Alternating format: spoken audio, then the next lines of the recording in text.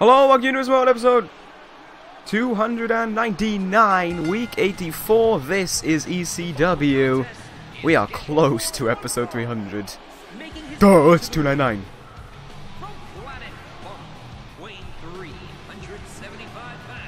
One half of the ECW World Tag Team Champions, the Funkasaurus, Brodus Clay. Wow. Brodus Clay making his way to the ring here. He's going to be in singles action, taking on Ramon. Of course, the 1%ers easily defended their titles at SummerSlam against Michaels and Trent, and this Friday they will defend their titles once again against a team who we'll find out actually in the next match. Yeah, they will be taking on either the Kingdom or the Lucha Dragons, depending on who wins that match coming up next. But right now, we have this match to kick off ECW.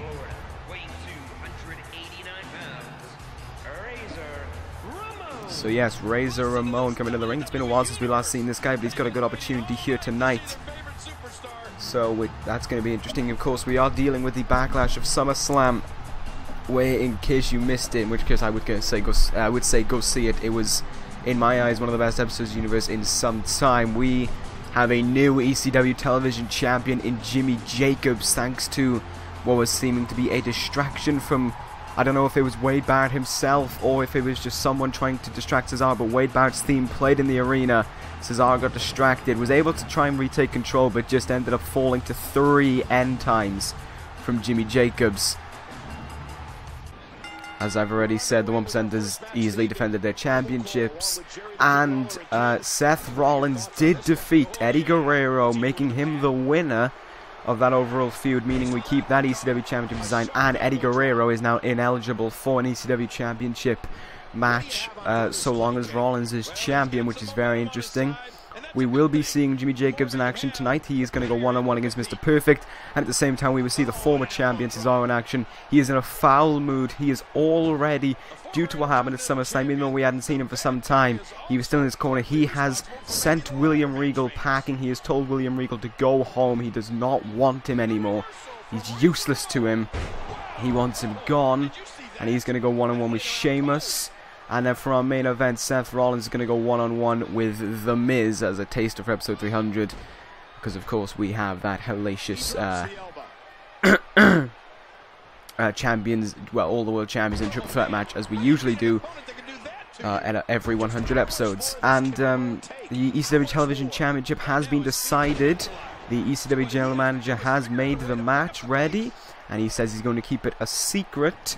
So that'll be very interesting. Of course, with SmackDown getting episode 300, we won't know all of the matches. Like, for example, we don't know the tag team one as of yet.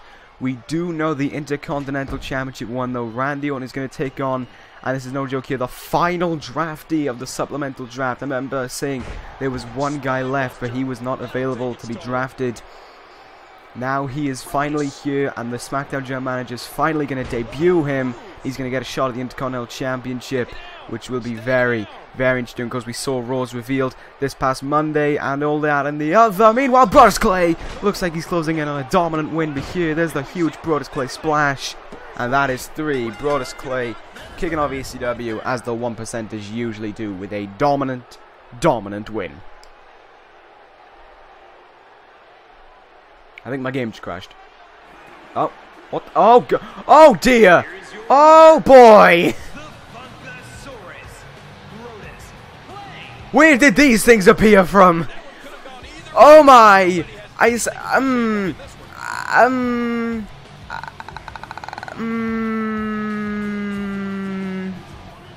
No words.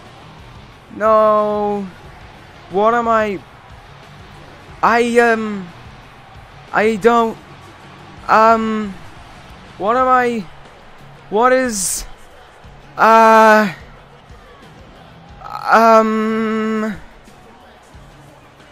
Oh dearie. Well, that was something. Let's quickly move on to our next contest to decide who will be taking on whatever that was, an EC3 at episode 300. The Kingdom take on the Lucha Dragons.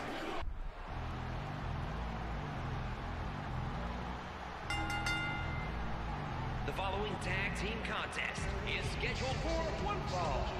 On the way to the ring, from Florida, Adam Cole.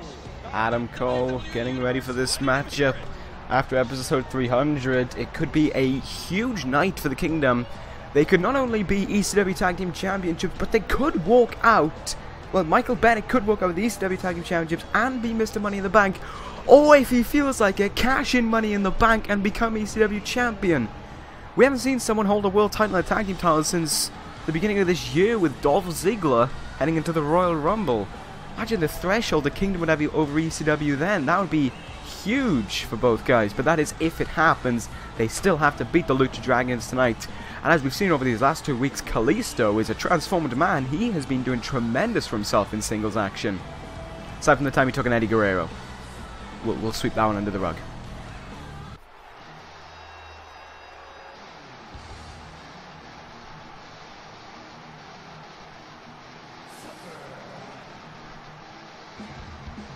And his tag team partner, from Boston, Massachusetts, Michael Barnett. Michael Bennett, was it last week? I believe it was. No, it wasn't. Was it last week? I actually can't remember.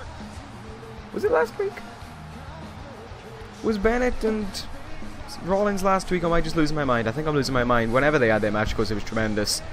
And, well, it was a phenomenal match between both men. And Bennett, even though he came out on the shorter stick, is prepared for tonight. And I think the Kingdom are more than ready to not only become #1 contenders for the tag team championships, but tag team champions themselves.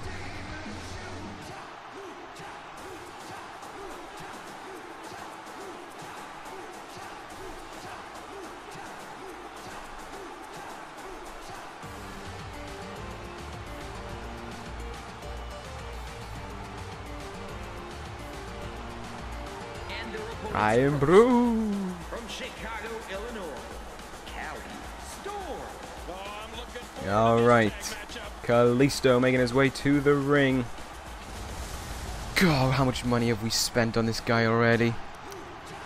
2 weeks ago, he picked up a very, very good-looking win over Ken Shamrock, if I remember rightly. And, well, he's continuing his momentum here tonight as the Lucha Dragons might get ready to become #1 contenders. I just said the Kingdom look like the favourites to do it, but you never know with the Lucha Dragons. They could pull off a bit of a shocker. Didn't we just see this Titantron? I swear we're getting swerved. And his tag team partner, from Mexico City, Mexico, weighing 196 pounds, Sin Cara, a man we haven't seen in quite a while, actually, making his way down to the ring. Of course, with the impending draft coming up at episode 300, as we've always talked about, well, of course, there is not going to be the draft at the episode 300 because, well, it's got to be done behind closed doors in a secret ceremony. But nevertheless, yeah. Hang on. Anyway, as I was going to say, yes, the impending draft at episode 300. Whatever happens after it, teams... Okay, as we've usually done in supplemental drafts, if a man gets drafted and he's in a tag team, the other guy goes with him. This time, however, it's not the case. If a man gets drafted, the tag team partner does not go with him unless that general manager drafts him as well. So that is huge, huge problems for for any tag team right now. So, of course, if you're tag team champions, like either, like, you know, if Lucha Dragons, I don't know, shockingly win at episode 300, then of course they'll stay as a team. And of course, if the same happens with the Kingdom, they'll stay a team. But if they want to keep the teams the same, they're gonna have to try and save them in the draft, which might be a bit difficult to do because you never know what the other general managers might be thinking. And of course, after episode 300, this entire landscape will change. As I said in that update video a little while back, my reign of control over this universe kind of disappears quite a bit, and that's in a way weird because I've still got to record their shows for them and do all of that sort of stuff if they want to do anything in the story design. But I'm losing control slightly.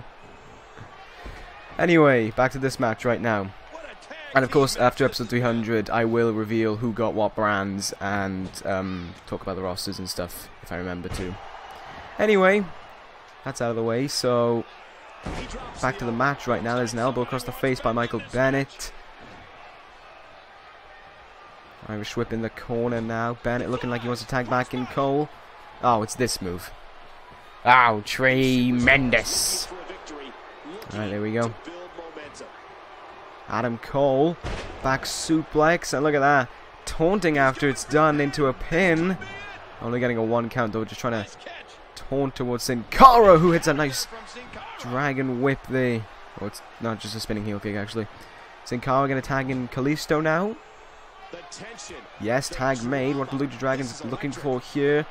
Off the ropes. Oh, double forearms it looked like across the face. Kalisto now the legal man. Getting stopped in his tracks though by Adam Cole.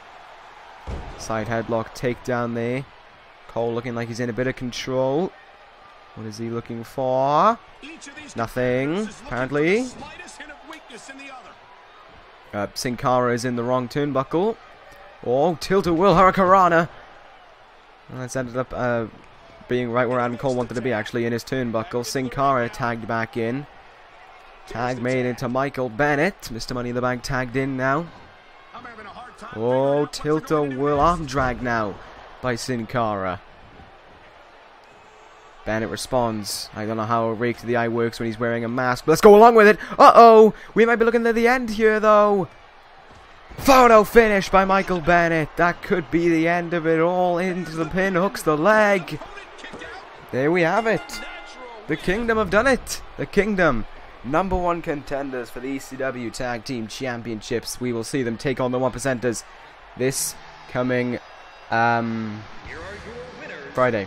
Tomorrow, even. Depending on when this episode goes up. But yes, that is the plan. There we go. That is what episode 300 is looking like now. We have all of the matches planned. There we go. If I just quickly try and read them off after while the Kingdom celebrates their win.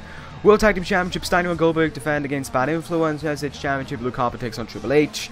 ECW World Tag Team Championship, Michael Bennett, the Kingdom take on the 1%ers. ECW World Television Championship, Jimmy Jacobs defends against a special man named by the ECW General Manager. More on that in episode 300. The WWE Tag Team Championships, we're going to, as it's now been named, the Money City Machine Guns will defend against Paul London and Brian Kendrick. I don't know why the SmackDown General Manager picked them, but he just did. The Intercontinental Championship, Randy Orton defends against the last man drafted from the supplemental draft. And our main event is the 3 world champions taking each other on in the main event. So Finn Balor versus Seth Rollins versus Brock Lesnar. That should be an exciting card. And of course, I just mentioned Jimmy Jacobs. He's in action next as he gets ready to take on Mr. Perfect.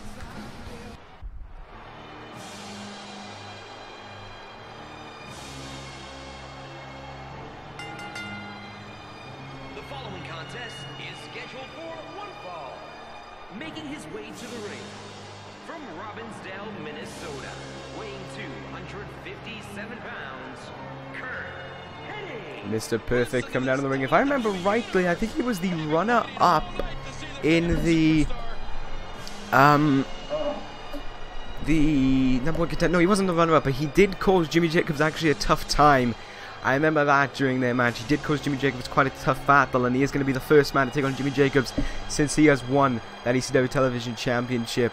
Mr. Perfect was asked about what he thought about the whole event, and he said that, well, if it was Wade Barrett or not, it doesn't make a difference. Cesaro has had the ECW Television Championship taken from him, but he says Cesaro doesn't deserve a rematch in his eyes because it's time for the perfect one to step in and reclaim what is righteous for Mr. Perfect and take the ECW Television Championship to a better than perfect family. Okay, yeah, nicely you think that, Mr. Perfect, but you're not taking on Jimmy Jacobs at episode 300, and at this very moment, you're not Jimmy Jacobs! In the ring, from Grand Rapids, Michigan, the ECW World Television Champion, Jimmy Jacobs. Jimmy Jacobs returned, what was it, 3 weeks ago, I think, to become... because it was going to originally be Michael Bennett was going to call out Seth Rollins for the ECW World Championship, catching Money in the Bank. He couldn't show up. Jimmy Jacobs returned, became #1 contender for the ECW Television Championship the week after, and through shenanigans at SummerSlam, defeated and made Cesaro tap out. What an amazing job by Jimmy Jacobs, his 2nd television championship reign. I don't know if he'll be a bit better than his first, though, because I don't know what's happening in episode 300. I don't know who his opponent is I mean, yes, we do have the general managers stepping down, these anonymous general managers stepping down after episode 300, being replaced with myself and 2 other guys, but he is not revealing to me who is going to take charge. Who is going to... Sorry, that was a stupid sentence. We know who's taking charge of me, for we know... Oops, I just spoiled that I'm taking over ECW. There you go! I now control ECW! Doo-doo-doo! And the other 2 get Raw and SmackDown. There you go. Oops, I actually forgot to spoil that. I forgot to spoil that. I didn't mean to spoil that. That's what I meant to say. But, yes. Yeah, he hasn't revealed to me who is going to be the guy, so that is a bit of a problem. But I am looking forward to the match, evidently. I want to see how Jimmy Jacobs is doing. Of course, the problem being as well that Jimmy Jacobs heading into this match might still be broken, because while he did beat Cesaro, thanks to, in a way, the trickery of whatever happened regarding Wade Barrett's theme, he did take a significant beating from Cesaro. Cesaro practically was in control all of the match up until those last few moments. And, well,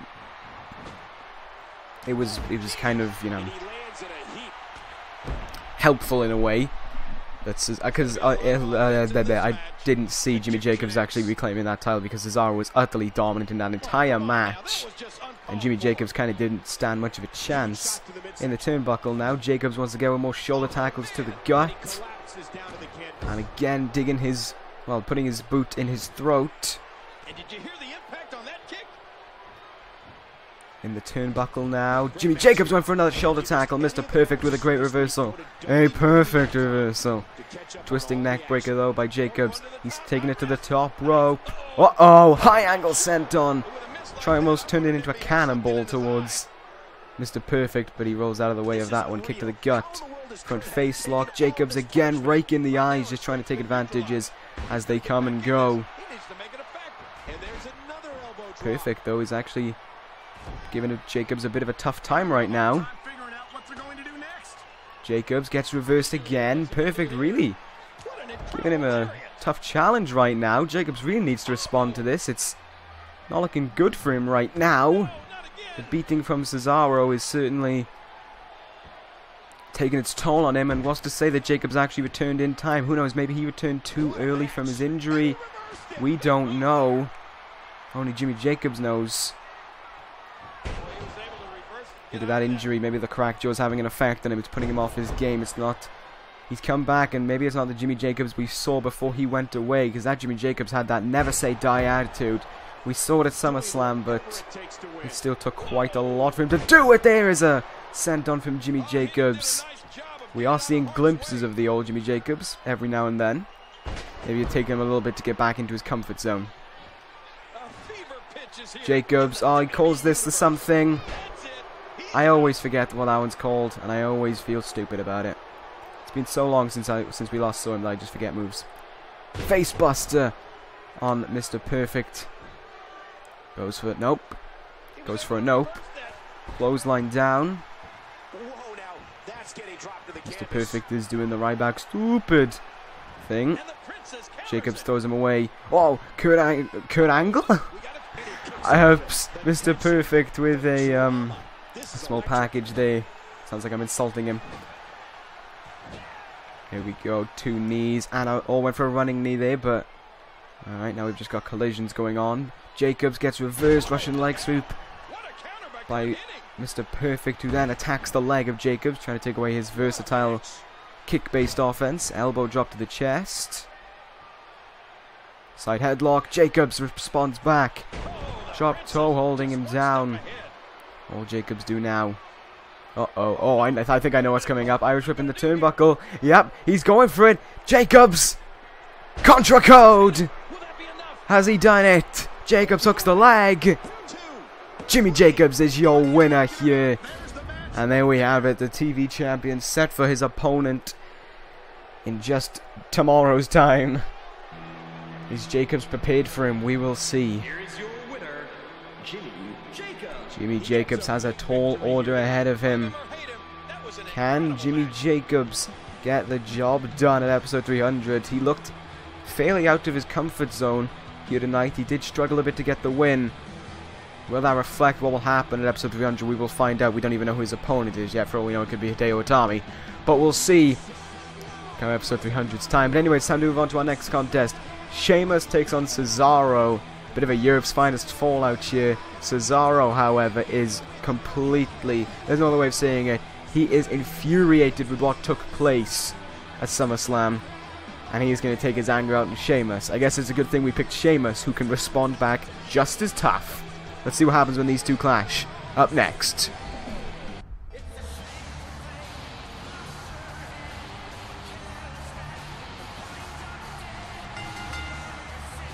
The following contest is scheduled for one fall. Making his way to the ring from Dublin, Ireland, weighing 272 pounds, the Celtic Warrior, Sheamus. Sheamus coming to the ring, getting ready for this contest. Sheamus said that what he saw at SummerSlam was simply amazing. Cesaro getting his just deserved revenge. He ruined Wade Barrett's life at WrestleMania, and, well, whatever it was, Wade Barrett was simply just getting revenge. Cesaro deserved it. He had it coming to him, and he just can't take what he dishes out. I see Jeff Jarrett is also wanted to take his anger out on Cesaro. Alright then. I have no clue why he just did that, but there we go. Sheamus now trying to take advantage from it. Cesaro pissed, but also in a lot of trouble. White noise. Wow, well that just didn't go Cesaro's way. Oh my god, Cesaro kicks out at 1 though.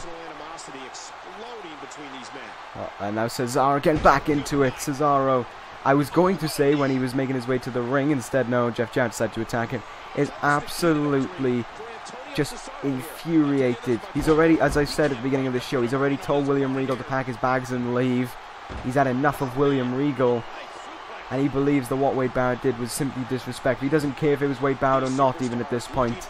He just thinks that Wade Barrett did it out of spite for leaving him all those months back at WrestleMania. And he just can't let the past go behind him, and I already know what Sheamus is going to do here. Fun times. Sheamus has got him on the apron, trying to cause pain to Cesaro. DDT. I mean, we've seen Cesaro try and break people's jaws. In fact, he even broke Wade Barrett's jaw in the past. He did something to Magnus. No one really cares about Magnus enough, though, to give us a medical update on him. And now Sheamus is trying to get revenge. Of course, that's 2 former members of Europe's finest injured by Cesaro. And Cesaro trying to show that he wasn't the dark horse, because Sheamus was always classed as the leader. And Cesaro, I think, always wanted to be seen as the more of the actual proper force. You know, he was, in his eyes, the leader. No one else deserved to be the leader, just Cesaro. And of course, we did see him have the longest reigning television championship reign at 100 and whatever it was when SummerSlam went out. 21 days, 20 days, something like that. I think it was 20, yes, 120 days due to it going up on Monday as opposed to Sunday when it was supposed to go up. Oh my god, Sheamus is actually really taking it to Cesaro right now. Cesaro really not happy with how things are going here. First the loss at SummerSlam, and now everything since then has gone downhill. Can this crowd shut up for a moment? Over the steps goes Sheamus. Cesaro in the ring just being all sorts of cocky. Big boot. What's Sheamus got planned now? Uh-oh, up against the rope. Oh, sorry, no, Sheamus. Cesaro got him up against the ropes. Cesaro now. European uppercut using the ropes to his advantage. Oh no, he's cranking his neck. Sheamus might be in trouble here. Oh, Jesus! Oh my god, no. Not another guy.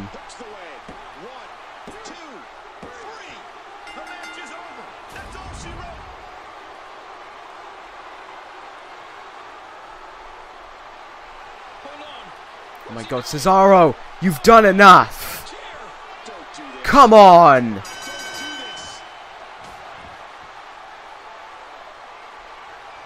Swiss death to Sheamus. Oh no. Choke it up.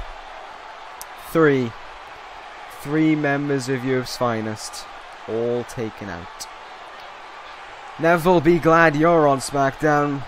I don't know how much you can Use that to your advantage. You might be in trouble soon, depending on what happens in episode 300 and depending.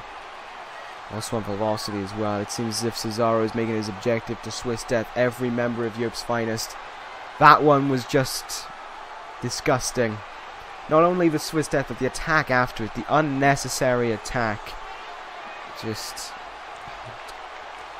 it's just disgusting. Let's just get him off my screen. I've had enough of this. I've had enough of Cesaro now.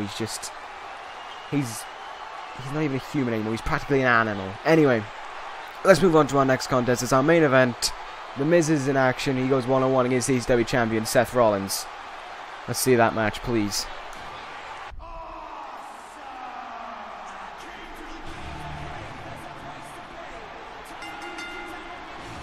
The following contest is scheduled for one fall. Making his way to the ring from Cleveland, Ohio, weighing 231 pounds, The Miz. The Miz. Oh, I'm still just... I don't know. I'm still disgusted with what I just saw. Trying to focus and move away from that onto our main event right now. The Miz, we haven't seen this some time, has been given a chance from the Raw General Manager of the... Yeah, been given a chance from the Raw General Manager. Yeah, it's great ideology. From the ECW General Manager to go one-on-one with Seth Rollins, sort of a rematch from Money in the Bank. Let's see what happens when these two collide. And approaching the ring from Iowa, the ECW World Heavyweight Champion, Seth Rollins. That is a good look for any guy. Seth Rollins, my mood just suddenly got better from seeing Seth Rollins. Rollins had a tremendous match with Eddie Guerrero at SummerSlam. I'm not going to take that away from Eddie Guerrero. He really did put in a great job. But Seth Rollins walks out the winner. That old ECW Championship design is gone. We've taken it from Eddie Guerrero. As far as I'm aware, it's probably been burnt. I hope it's been burnt. And Seth Rollins walks out the ECW Champion. We don't get Guerrero and Rollins 5 or 6 or 4 or 9 or whatever it is, because Eddie Guerrero can't have another shot at the ECW Championship so long as Seth Rollins remains ECW Champion. That is very interesting rule implied, and of course, it was great to see Rollins walk out of ECW, sorry for the mic stand creaking, walking out of SummerSlam, the winner, the only man to hold on to his world title, after we saw, of course, with Raw and SmackDown, very, very big things happening. Rollins accredited that match as one of the greatest matches of his career. He doesn't have to like Eddie Guerrero, but he sure as hell earned his respect after that match. Rollins was very happy with the match, very happy with the retention. He says he's ready, he's still happy to lead in the era, the new era of ECW. And main eventing with The Miz is just a prime example of that. Sling blade. Top rope by Rollins, missile dropkick, down goes Miz. And oh my god, Rollins really exploding out of the blocks. Looks like he's trying to be very athletic and looks like he's fired up ahead of this match. Maybe it's the episode 300 nerves getting to him, because I don't believe Seth Rollins has not ever been on one of these episode specials. He wasn't on episode 100. The Shield didn't have a match. Well, Rollins didn't, if I remember rightly. Episode 200 was exactly the same. Yeah, that was the contracts, if you remember rightly. For the ladders, the feast fired thing. And at this time at episode 300 he's in the main event. So, quite interesting change of times for Seth Rollins. Anyway, trying to focus back on this match now. Miz went for his running clothesline there in the turnbuckle. Rollins counters, knees him in the back. Crucifix there, not looking to pin after it. Just keeping Miz down right now. Of course, their match at Money in the Bank between these two is... well, it was hardly any good, was it? I mean, Miz was just demolished by Seth Rollins. And it's looking, no offense, but it's looking kind of the same right now. Rollins getting confused by ropes, though, as he flies now from the top rope. Went for a knee there, but Miz sort of exploded into a hug. Neck breaker by Rollins. Springs up to the top rope. Knees to the gut. Nicely delivered there. Reversal. Sling blade again. And again, Miz reverses it. This time, though, Rollins wrenching on the arm. Gets reversed, though. Step up into Guri by the Miz. Not like I've seen him do a counter like that before. Rollins, though, with a lovely kick to the side of the head. Drop kick there. Miz in a bit of trouble right now. Rollins looking like he's got the control. Suplex. Oh my god, I don't know what that was. Sort of a... I have no fish. No, I actually don't know how to put that. That was a very difficult one to describe. Rollins sends him off the ropes. Brings him back. Miz counters, though. Rollins felt as if he might have had the advantage there, but... No, Miz pulling out the reversal. Kick to the gut. Brings him in. Falcon Arrow there by Rollins. Uh-oh. Seth got him. Looking to put this one away already. Curb stomp. Down goes the Miz. Rollins hooks the leg. And just like that, it's over. Wow. That was a very, very quick win by Rollins. That was easily done there by Seth. And now Miz is cashing in Money in the Bank. Right. We'll forget that bit. And, yes. Enjoy it. I'll see you at episode 300, guys. Take care. And ta-ra.